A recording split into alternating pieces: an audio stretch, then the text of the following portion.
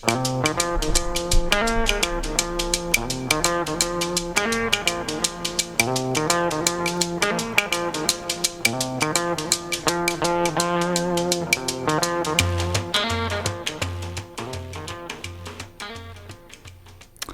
and welcome back to Talk of the Bay. I'm your host, PK Haddis.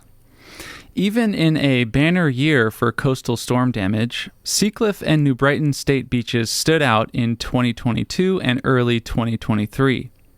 A relentless flurry of atmospheric river storms slammed the popular seaside destinations, snapping the historic Seacliff Pier in two, dramatically flooding the day-use area with sand and debris, and stripping away much of the park's infill material to such a degree that the campground area remains offline to this day.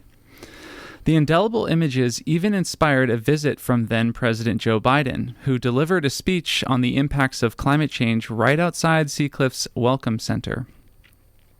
Though many of the facilities have recovered in the past few years, climate experts have cautioned that Seacliff and New Brighton remain vulnerable to the supercharged storms that climate change will make more frequent in the years to come. With that in mind, State Parks, in collaboration with other local partners, has produced the Recovery and Resilience at Seacliff and New Brighton State Beaches study and shared it with the public for the first time earlier this month. The report, which took more than 2 years to put together, reveals much about how these beloved parks remain vulnerable to climate change impacts and how local planners can continue the rebuild effort in a way that recognizes the realities of the future and puts resiliency at the forefront. To help us better understand what this report has to offer, we're lucky to be joined by Scott Rolfe, a staff recreation specialist with California State Parks, who acted as the Santa Cruz District lead on this study. Scott, thanks so much for being here. Yeah, it's great to be here. Thank you for inviting me. So let's go back. I referenced a bit to late 2022, early 2023. Could you just take me back to that time, if you will, just to kind of help set the stage for why this report was even necessary in the first place? So what happened that winter? Yeah, so the 2022-2023 winter, I think what most people remember about it is the sheer amount of rainfall that we had. We had a record-setting amount of atmospheric rivers that came in. I think we had 9 come in 1 month period. I believe it was a record-setting amount of most continuous atmospheric rivers at any point in tracking history. So lots of flooding was happening. Lots of local creeks were flooding. I was evacuating at the time because my creek was flooding. And then on January 5th, a storm formed rapidly, and it's so-called a bomb cyclone underwent rapid storm formation just off the coast of California, created very, very large waves in the area of Seacliff. These waves were around 35 feet, and this occurred at one of the highest tides that we have during the year. I believe it was over 7 feet, a high tide. So just incredible wave action. And a lot of force coming through those waves in that water. Right, and so it resulted in incredible damage, which I mentioned that the pier was shredded, ripped in two, and eventually taken down completely. Could you tell us about some of the other damage? I mentioned a bit, but if you don't mind going into some of the gruesome detail of what really the park endured, both at Seacliff and New Brighton. I know varying degrees of damage. Yeah, so the pier, we lost over half of it in that morning. If I remember correctly, we lost kind of a midsection, and then the entire front half of the pier just kind of sheared all at once from wave energy. But what we also lost, most notably, the timber bulkhead seawall that runs along Seacliff State Beach for about a mile was breached in a number of places. So we believe, the force of the waves and the driftwood that was carried in those waves blew out sections of that timber wall. And that wall also held back a lot of the aggregate material that the campground was built on and the day use area was built on. So you lose that wall, you lose the material that's holding up all of that pavement. The pavement starts to collapse. You start seeing damage to the underground infrastructure. And it was pretty immediately catastrophic, kind of throughout the entire Seacliff area. Neighboring New Brighton State Beach also saw some damage. We have a access road there. Both at New Brighton State Beach and Seacliff, right? We saw wave overtopping, obviously with such, catastrophically large waves. Waves overtopped the walls, impacted the restroom facilities there, the pump stations.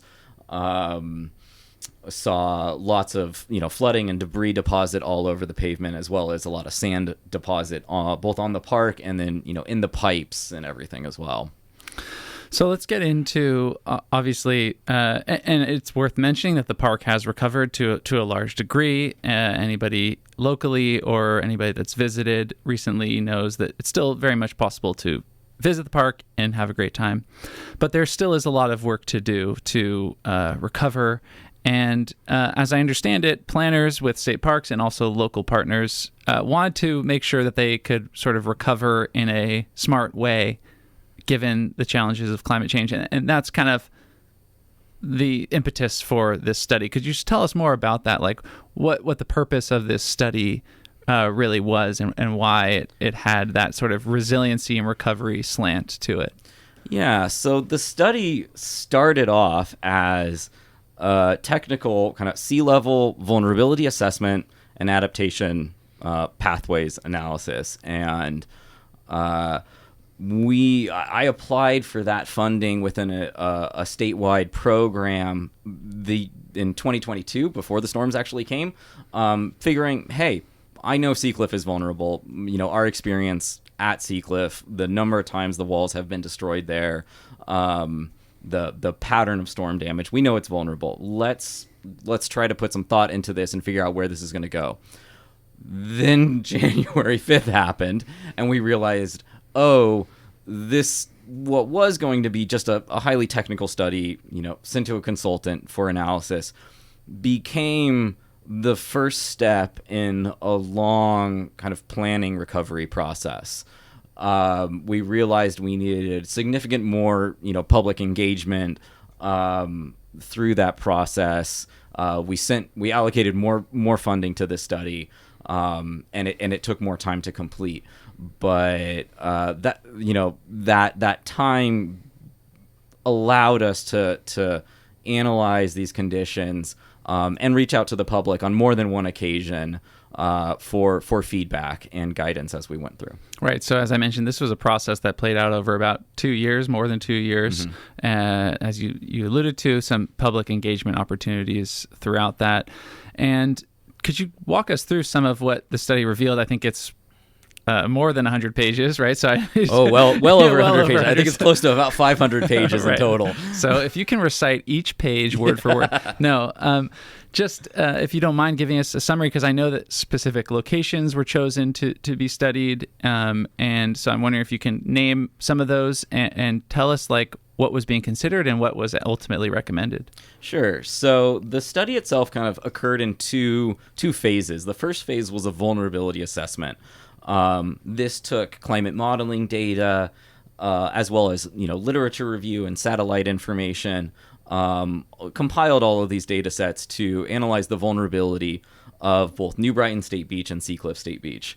The entirety of those parks were evaluated on the vulnerability assessment, understanding what sort of coastal processes are at play, what do we expect to see with climate change, and what do we expect to see, importantly, with sea level rise and how, storm cycles will be changing into the future. It's important to note here that it's really the storms that derive that damage. Sea level rise will make itself known, but it's the storms that repeat that really cause a lot of that impact. And then the second phase was adaptation. So that was a phase where, we were looking at this kind of engineering approach. What are the sorts of things that we can do on the ground to build resilience at the locations that we have found to be most vulnerable?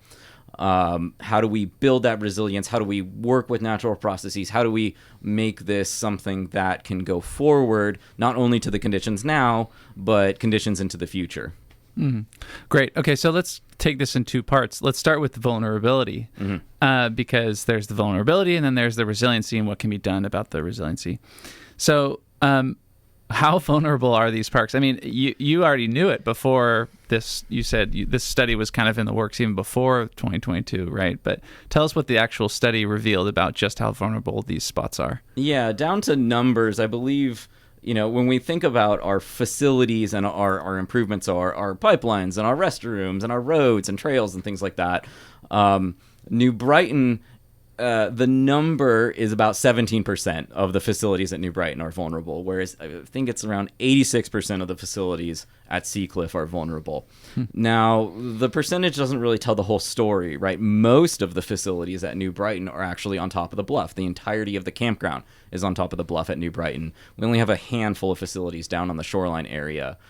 At Seacliff, the majority of the facilities are down on the shoreline area and not on top of the bluff, hence that percentage. But when you actually look at the conditions, New Brighton is a concern for me in terms of its adaptability and its resilience because its beach is incredibly, incredibly small.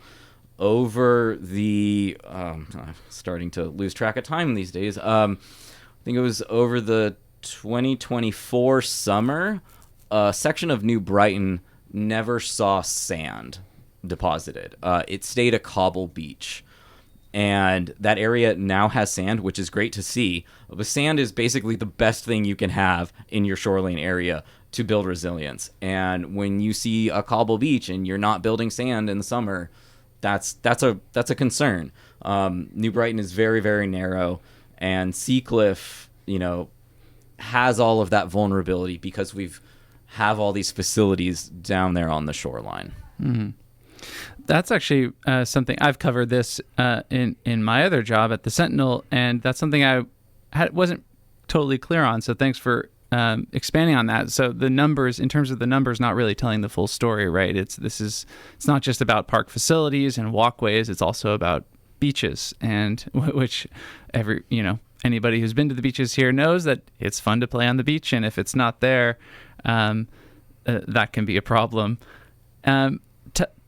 Just to hold on this for another, couple minutes, like what could you describe the sort of environmental processes that are the actual threat themselves? Like these atmospheric storms were the big thing in 2022 and 2023. Is it that climate change creates more of those, or they're going to get stronger and stronger? Could you just describe like the climate change effect that is actually creating the threat that is bearing down on these two spots specifically? Sure, yeah. So there are a couple of parts to that question. Coastal processes are normal processes, right? These are the processes that shape our coastline, and they're what create our beautiful natural seascapes and our shorelines. It's what we definitely aim to preserve here at state parks is that wonderful beauty that has kind of carved our shoreline areas. Those natural processes get amplified during these storms, right? Waves occur every day. Waves are really, really dangerous and impactful when they become 35 feet at a 7-foot high tide, right? So it's the recognition that wave is part of a normal process, and a storm is a normal process too. So a lot of building resilience is the question of how do you work within these systems. When we think about, climate change and storms, I'm not sure we really know whether or not or I should say, how climate change will drive worse storms. We can see this from like a physics perspective. We know storms will get worse, but we don't necessarily know if that's because every storm is going to be worse because there's, warmer atmospheres and the capacity for that atmosphere to hold more water vapor, and it can drop more rain, and it can create, bigger pressure differentials, and every storm is bigger. Or if that's just going to create more storms, and basically every time you have a storm, you roll the dice as to how strong that storm is going to be. So I don't know if we know yet whether we're going to have the same number of storms and everyone is going to be more intense, or we're going to have just more storms and more likelihood because of that to have more intense storms. That's also very interesting and an important bit of nuance. So thanks for explaining that for us. If you're just joining us, my name is PK Haddis, host of Talk of the Bay on KSQD 89.5, 89.7, 90.7 FM. I am joined today by Scott Rolfe, State Park and Rec Staff Specialist, excuse me. Let me try that again, Scott. Staff Park and Rec Specialist with California State Parks and in the Santa Cruz District there. I think I got it right. It's a long title. And we are talking about a new study that is focused in on Seacliff and New Brighton state beaches, how they can continue their recovery from storms in 2022 and early 2023 and build for resiliency now and on into the future. So we just covered kind of the threat of climate change and just impacts and vulnerabilities. We'll put that under the vulnerabilities umbrella. Let's get into the resiliency. Could you tell us about what was studied for the resiliency component? And we could, if it works for you, break it up into those 5 locations, I believe, that we're focused on. Tell us about those 5 locations and kind of like what was studied and what was ultimately recommended. Yeah, so when we took a kind of a hyper focus at adaptation and building resiliency into our shoreline areas, we decided to focus in on 5 locations that we knew were, have facilities and are vulnerable. There are parts of these parks that just have less facilities than others or no facilities. And we decided to omit those in terms of our engineering analysis because they don't necessarily need adaptation right now. There's nothing to kind of adapt. So we decided to look specifically at the New Brighton day use beach area, the Seacliff RV campground area, the Seacliff day use area, the Rio Del Mar Esplanade area, and then the Rio Platforms parking lot. And that's kind of a descending order from up coast to down coast. And one of the things I think that's really important to remember when we look at these locations, and I had mentioned beach earlier, beach width is one of the best things you can have in a resilient area. The bigger the beach, the better. So when we look at New Brighton and realize how small that beach has become over the decades, it has a real vulnerability. So the recommendations from the consultant team look to relocate a lot of the facilities that are present to this kind of upper bluff area at the day use parking lot area. So if you've ever been to New Brighton and you go to the day use area, there's a large parking lot. The parking lot is, for the most part, protected from sea level rise and coastal processes. And, we have a bathroom and a pump station that's down at beach level. And the recommendation is to relocate those to that parking lot area and shorten the beach access ramp so we can still try to create accessibility in that area. We have a beach wheelchair program in that area, I believe, and we also have emergency services that need to get to the beach every once in a while. So we're trying to keep that kind of vehicular emergency vehicle access at New Brighton up until kind of 2050, which is the sort of 1 foot of sea level rise benchmark that we're planning to. As we move down coast, we're still looking at a pretty narrow beach at the Seacliff RV campground. So the recommendation there is to, again, remove some of those facilities, back off some of the facilities from the shoreline area, start looking at engineered nature-based solutions. So, it could look something like a structure vegetated dune of sorts with some pedestrian boardwalk access to try to, create that sort of pedestrian promenade that has been present and is loved so much at the park. However, it does mean that we will be needing to look to relocate the RV campground that was present and absolutely beloved at Seacliff. As we move kind of down coast again, we start seeing a bigger beach. So there's less removal of facilities or consolidation of facilities. That's one thing that we definitely looked at the Seacliff area. If you're familiar with Seacliff, there's the visitor center, which is kind of in the middle, but it's also up high. So there's some consolidation of facilities that was recommended because it's so much easier to build resilience if you have a little bit of height as well. As we move down to the Rio del Mar Esplanade area, there's a lot of nuance of this. This is a very challenging location with the behavior of Aptos Creek. We have a restroom there. That restroom is recommended for removal, and kind of restoration of the Aptos Creek area is recommended up to 2050. And then down at Rio Platforms, that's where our beach starts becoming very, very large. It can be upwards of 300 feet during the summer months. And our consultant team looked at that and said, when we're looking at that benchmark of 1 foot of sea level rise by 2050, you can probably keep your facilities pretty much as they are. Beyond that, you might not need to start looking at different adaptations, but for our next 25 years, we can kind of keep those facilities in mind. It is important to note that when we look at sea level rise and we think about sea level rise, we have these longer timelines than most people are used to. I think of 1 foot of sea level rise by 2050 as the near term. It's not. And I've seen some questions from the community that say, like, well, this is a 25-year plan. This is not a 25-year plan. There are changes that we want to make sooner, and there are changes that don't need to be made as soon. The Rio Esplanade is a perfect example of this. That restroom that is recommended for removal is a perfectly functioning restroom right now. It is well within its serviceable lifespan. So when I think about that location, and that recommendation, I look at that and I interpret that as, okay, well, this restroom is probably not going to be a great fit come 1 foot of sea level rise, but by then we'll probably be beyond its serviceable lifespan. So maybe when it comes time for a remodel, maybe it won't be remodeled.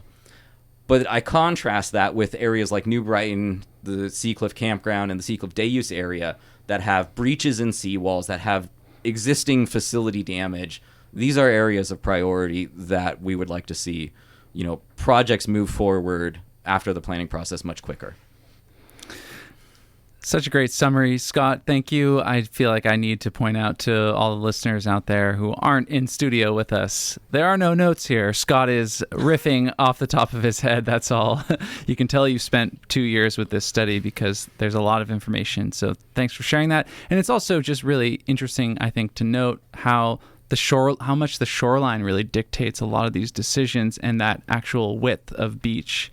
And as you said, as you kind of move down coast, that thing gets a little bit wider and a little bit wider. And it is, of course, it's more nuanced than that being the only factor in what was recommended, but it's a big one, sounds like. And there's varying degrees of recommendations, right? What I'm hearing is the first 2 upcoast spots near New Brighton and Seacliff, it's kind of a hybrid recommendation. And as you get further down coast, well, the Esplanade in Rio is a tricky spot, right? Because there's businesses there, and that area floods quite often. Yeah, so we did look at options that would keep that restroom facility in place. Those options elevated it above its current level and would need to elevate it, in a similar capacity as, the visitor center that is elevated in Seacliff kind of proper. That would block your coastal views from that community. There were definite concerns as to what that would do to the river flooding that occurs in that community as well. Maybe it could protect from coastal processes, but it could exacerbate flooding and limit drainage out of that community. So there were definite concerns there, and we kind of recognized that with the presence of Aptos Creek and a restoration project already in place, and the challenges at the site into the future, that it's a good location, that is something that needs to be rethought. And just for last couple questions here, I do think it's good to hold for a second because I know there's a lot of community interest on camping, yes, particularly at Seacliff. Could you tell us about the status of camping and what's recommended sort of in this study and on into the future about whether or not it will return where it is? Sure. So the next phase of all of this planning will be a camping feasibility study, as well as what we're calling a coastal facilities management plan. The camping feasibility study will look at trying to reintroduce the recreational opportunities that were lost across New Brighton, Seacliff, and Sunset State beaches. And these are all kind of local beaches that have a capacity to have some camping. It's not going to look the same.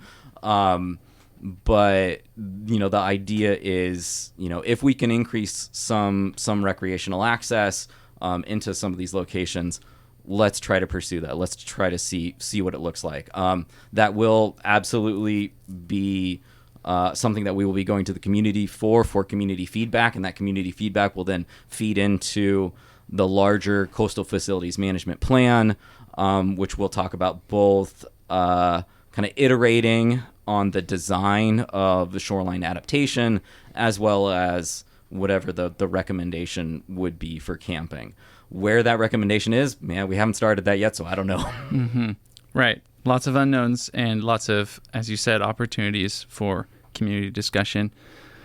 I wanted to ask about the timeline of all this. There's some recommendations, obviously, that were put forward in this report. Could you tell us kind of like the next steps of all of this and when, and some of these changes may actually manifest, or if there's a few more steps in between is kind of what I'm hearing. But give us an idea of that. So, we have this recommendation from a consultant team. We do need to adopt that formally through our state processes. So there is still a planning effort that will, iterate on that design with the intention to try to take shoreline adaptation to kind of 30% designs, camping, wherever that camping feasibility study lands, to 10% designs. And then that will need to go through, environmental compliance, the California Environmental Quality Act. We'll need to go through permitting after that. We'll need to go into contracting after that. Optimistically, we're looking at 2028 to 2030 in terms of some of the projects that can go forward. There's some grant-funded projects from the Coastal Conservancy that could go forward earlier than that. Those would kind of be interim solutions. But yeah, so we're trying optimistically to look for a 2028, 2030 rollout of some of the work. And there's a financial component to this too, right? These studies and some of the projects are expensive, right? State Parks is going to have to try to. Is there a significant gap that needs to be filled? So, right, we don't have an official plan yet to move forward. So there's various funding sources that are available. I believe, I'm not the budget guru, but I believe we have about $17 million from our FEMA discussions. We have allocated the funding for the next phase of planning, but that intention of that is to find a plan that is fundable, and then we would be going through the state legislature's appropriations process to receive that funding to move forward into contracting. Okay, that has been Scott Rolfe, Staff Park and Rec Specialist with California State Parks here in the Santa Cruz District. We have been talking about the newly released Recovery and Resilience at Seacliff and New Brighton State Beaches study. Scott, real fast, where can folks find this study? Yeah, so if you go to seacliffresilience.org, we have all of our materials posted on there. Excellent. Well, been a really interesting and insightful conversation, so thanks so much for joining us today, Scott. Great. Thank you so much.